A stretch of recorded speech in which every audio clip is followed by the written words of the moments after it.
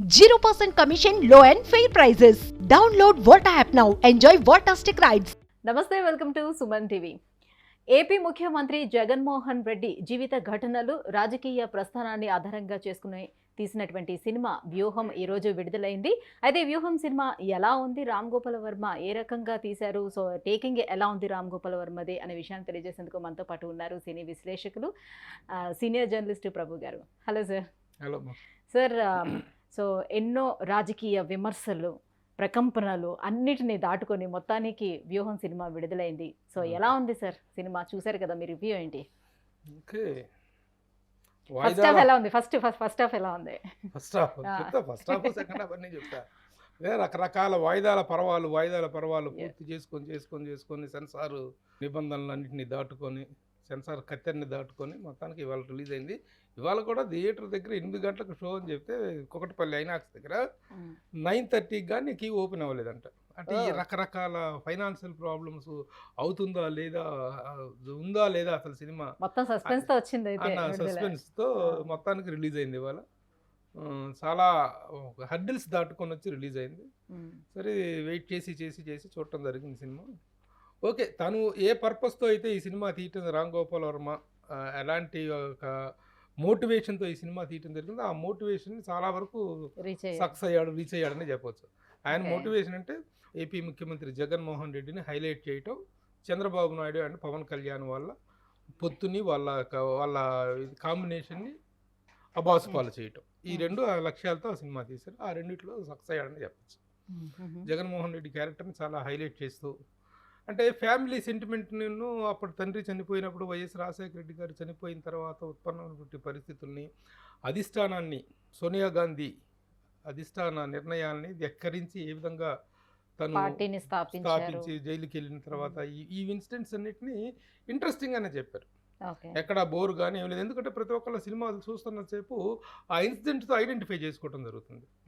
ఆ ఐడెంటిఫికేషన్ అనేటువంటిది బాగా ఇవ్వగలిగాడు. ఏ సన్నివేశానికైనా అటు తర్వాత పార్టీ పెట్టిన తర్వాత ముందు ఓదార్పు యాత్ర చేయటం, ఓదార్పు యాత్ర వద్దని చెప్పేసి వాళ్ళు హుకుం జారీ చేస్తే దాన్ని లెక్క చేయకుండా ఓదార్పు యాత్ర చేయటం, తర్వాత జైలుకి వెళ్ళేసి వచ్చిన తర్వాత పార్టీని స్థాపించి ఏ విధంగా దాన్ని నడిపించింది, ఫస్ట్ టైం ప్రతిపక్షంలో కూర్చుంది, ఏ విధంగా వీళ్ళందరూ కూడాను ముఖ్యంగా రైతు రుణమాఫీ అనేటువంటి ఒక వాగ్దానం కనుక చేసినట్లయితే మన అధికారంలోకి వస్తామని చెప్పినా రైతులను మోసం చేసే వాగ్దానాలు చేయను అని చెప్పేసి ముండి పట్టుదలతో ఆ వాగ్దానం చేయకుండా ఎన్నికల్లో ఓడిపోవటం, 2014 ఎన్నికల్లో ఓడిపోవటం, ఆ రీజన్స్ అన్నీ ఈ పాయింట్ ఆఫ్ వ్యూలో, జగన్మోహన్ రెడ్డి పాయింట్ ఆఫ్ వ్యూలో కన్విన్స్గా చెప్పుకురాగలగటం జరిగింది. ఆ క్యారెక్టర్ ఎలివేషన్ అనేది చక్కగా చేశారు. జగన్మోహన్ రెడ్డి తాలూకు మొండితనాన్ని, జగన్మోహన్ రెడ్డిలో హీరోయిజాన్ని, జగన్మోహన్ రెడ్డి తాలూకు ఆ క్యారెక్టర్లో ఉన్నటువంటి స్టబ్బార్నెస్ని బాగా ప్రొట్రే చేయగలిగారు.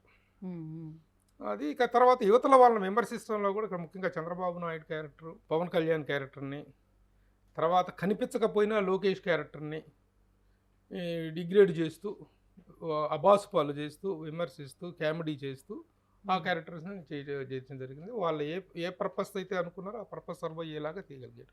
సో మరి ఈ క్యారెక్టర్స్ ప్లే చేసిన వాళ్ళందరూ కూడా ఎలా ఉంది, వాళ్ళ పాత్రలు అన్నీ కూడా దానికి తగ్గట్టుగా? చాలా ఫిట్నెస్ ఉంది క్యారెక్టర్. ముఖ్యంగా జగన్మోహన్ రెడ్డి క్యారెక్టర్ చేసినటువంటి అతని పేరు అజ్మల్ అమీర్, తమిళ్లో జీవా చేశాడు మన యాత్ర సినిమాలో క్యారెక్టర్. అతను కూడా చాలా క్యారెక్టర్ ఫిట్నెస్ అనేది చాలా బాగుంది. ఈ అజ్మల్ అమీర్ కూడాను జగన్మోహన్ రెడ్డి క్యారెక్టర్ని అడాప్ట్ చేసుకున్న విధానంగా నా క్యారెక్టర్లోకి, కానీ చూడటానికి కూడా జగన్మోహన్ రెడ్డి లాగే ఉండేటట్టుగా పర్సనాలిటీ అది ముఖ్యంగా కాస్టింగ్ డైరెక్షన్ విషయంలో, డైరెక్షన్ కంటే కూడా కాస్టింగ్ డైరెక్షన్ విషయంలో వర్మని ఒప్పుకోవాలి. అలాగే చంద్రబాబు నాయుడు క్యారెక్టర్ చేసినటువంటి వ్యక్తి పేరు ధనుంజయ్ ప్రభునే అతని పేరు. అతను చంద్రబాబు క్యారెక్టర్ని యాస్టీజ్గా దించి పెట్టాడు. అట్లాగే మాలతి అనేటువంటి క్యారెక్టరు మాలతి అంటే భారతీ క్యారెక్టర్ని మాలతీగా మార్చారు. అంటే వీటన్నింటిలో బట్ల పేర్లు మార్చేశారు. జగన్ పేరుని మార్చేశారు. జగన్ వచ్చేసి సో సెన్సార్ ప్రాబ్లమ్స్ వచ్చేసరికి మొత్తం ఇవన్నీ మార్చుకుంటూ వెళ్ళారు. సెన్సార్ లో అన్ని పేర్లు కానీ అంతకుముందు యాస్టీజ్ పేర్లు పెట్టేశారు.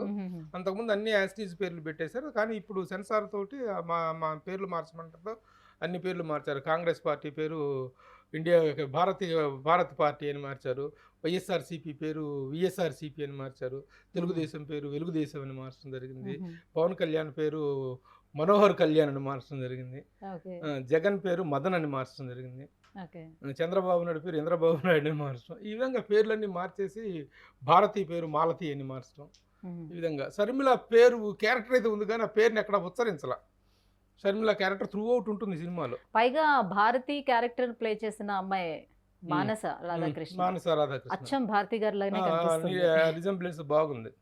సో క్యారెక్టర్ ఫిట్నెస్ అన్ని బాగున్నాయి. అందరూ బాగా చేశారు. ఆ పవన్ కళ్యాణ్ క్యారెక్టర్ చేసిన అతని పేరు తెలియదు కానీ అలాగే విజయలక్ష్మి క్యారెక్టర్ చేసింది సురభి ప్రభావతి. ఆవిడ వైఎస్ విజయలక్ష్మి గారి క్యారెక్టర్ చేయడం జరిగింది. ఈ విధంగా అన్ని క్యారెక్టర్స్కి మంచి ఐడెంటిటీ ఉండేలాగా క్యారెక్టర్ సెలక్షన్ అనేటువంటిది బాగా జరిగింది. ఆర్టిస్ట్ సెలక్షన్ అనేటువంటిది. ఇక చెప్పదలుచుకున్న విషయాన్ని ఎట్లా అంత ఇదిగా చెప్పాడు. వీళ్ళ పాయింట్ ఆఫ్ వ్యూలో చాలా శ్రూడ్గా చెప్పినట్టు, వాళ్ళ పాయింట్ ఆఫ్ వ్యూలో చాలా జస్టిఫైడ్గా చెప్పినట్టు, వైఎస్ఆర్సీపీ పాయింట్ ఆఫ్ వ్యూలో చాలా జస్టిఫైడ్గా తీసినట్టు, వీళ్ళ పాయింట్ ఆఫ్ వ్యూలో చాలా క్రూరంగా తీసినట్టు. ఎందుకంటే చాలా అబాసుపాలు అయ్యేలాంటి సటైర్లు వేయటం జరిగింది.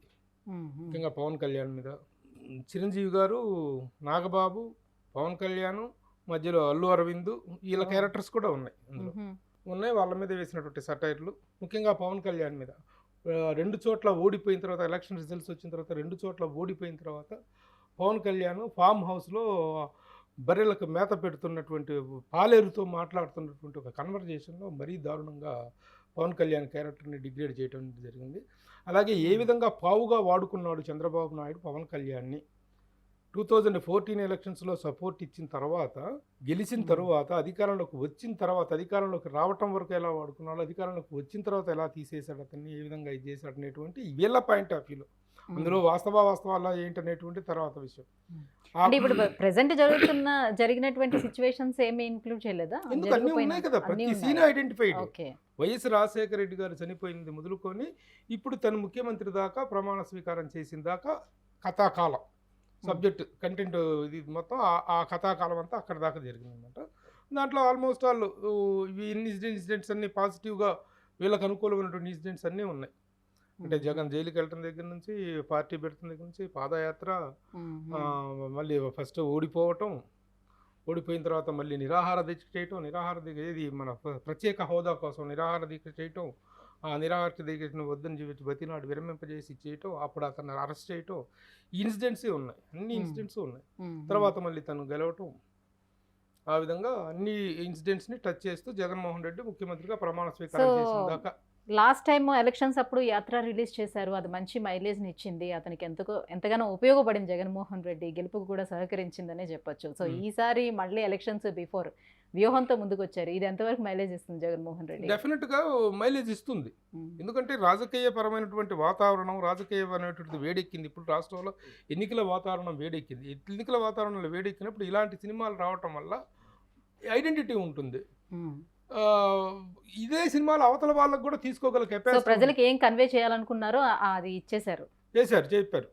ఏ పర్పస్తో నేను చిన్న బిగినింగ్లోనే చెప్పా కదా, జగన్మోహన్ రెడ్డిని హైలైట్ చేయటము, చంద్రబాబు నాయుడు అండ్ పవన్ కళ్యాణ్ డిగ్రేడ్ చేయటము, ఆ పర్పస్ నెరవేరేలాగా తీయగలిగాడు రామ్ గోపాల్ వర్మ.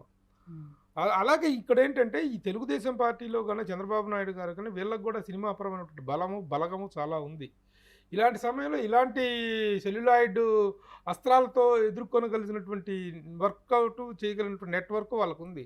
కానీ దే హ్యావ్ నాట్ కమ్. ఇప్పుడు వీళ్ళకంటే యాత్ర, వ్యూహం 2 వీటిని అడ్డుకోవటం కోసం మ్యాక్సిమం న్యాయస్థానాల్లో పోరాటం జరిగింది, సెన్సార్ పరంగా పోరాటం జరిగింది. కానీ చివరికి రిలీజ్ అనేటువంటిది మాత్రం ఆపలేకపోయారు. రిలీజ్ అయింది ఈరోజు అన్ని చోట్ల, ఆంధ్రాలో కానీ అన్ని చోట్ల రిలీజ్ అయింది cinema. It is running with positive talk. Dasari Kiran Kumar making values చాలా బాగున్నాయి. ఎందుకంటే ఎటు చూసినా 100,000 మంది జూనియర్ ఆర్టిస్టులు, జన సమీకరణ, జనాలు కావాలన్నమాట.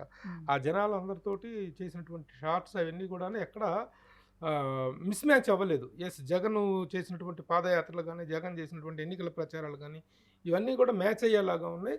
అంత జన సమీకరణతోటి జూనియర్ ఆర్టిస్టులతో సినిమా తీయటం it's costly matter. Locations, Jagan house locations కానీ యువతల అయితే మిగతా అన్ని లొకేషన్స్లో కూడా రిచ్నెస్, మేకింగ్ స్టాండర్డ్స్ కనిపించినాయి.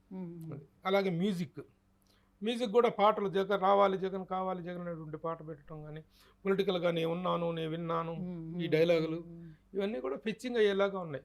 సినిమా చూస్తే ప్రేక్షకుడు ఆ జరిగినటువంటి సందర్భాల్ని, ఇన్సిడెంట్స్ని ఐడెంటిఫై చేసుకునేలాగా ఉన్నాయి.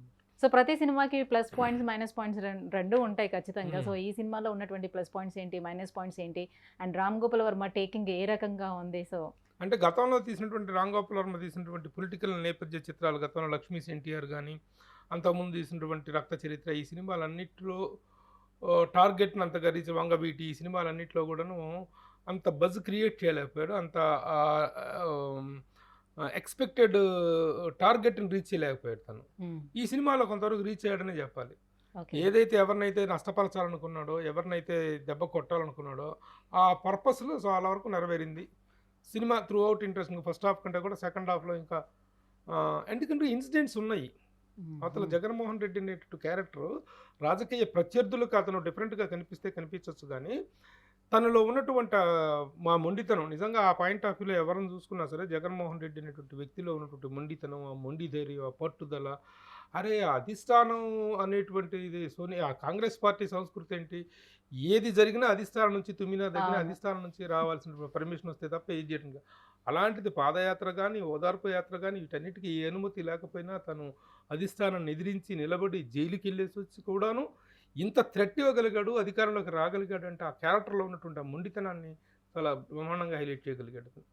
మన యాత్రలోనూ అదే జరిగింది, క్యారెక్టర్ని అద్భుతంగా హైలైట్ చేశారు. అలాంటివి ఇతర వాళ్ళు కూడా తీసుకోగలిగితే, ఆ పోటీగా ఒక ఇది చేయగలిగితే కొంత కాంపెన్సేట్ అయ్యేది. కేవలం ఏకపక్షంగా వీళ్ళని ఏమంటారు డిగ్రేడ్ చేయటం కాన్సెప్ట్లో సక్సెస్ అయ్యాడు. So we have to congratulate the producer Dasari Kiran Kumar. Ramadootha creations banner మీద తీసాడు ఈ సినిమా.